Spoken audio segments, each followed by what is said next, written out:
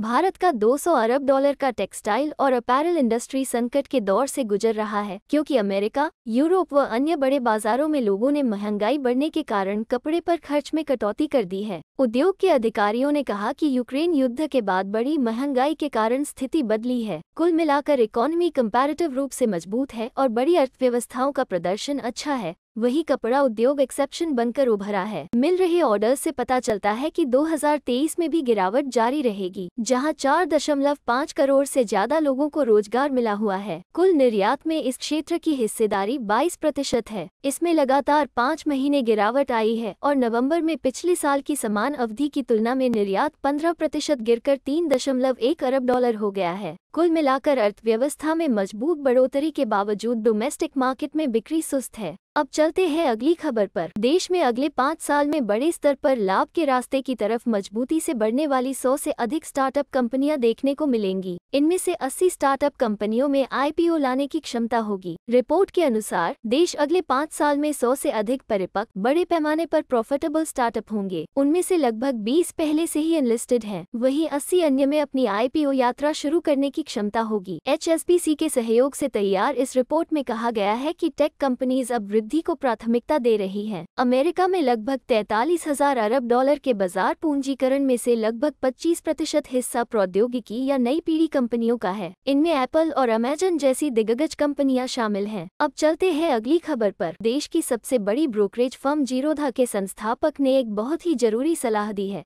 जीरोधा के संस्थापक नितिन कामत ने कहा है कि जिस तरह स्कूल में बच्चों को किसी सर्कल, स्क्वायर और रेक्टेंगल का एरिया निकालना सिखाया जाता है, वो उन्हें जीवन भर याद रहता है।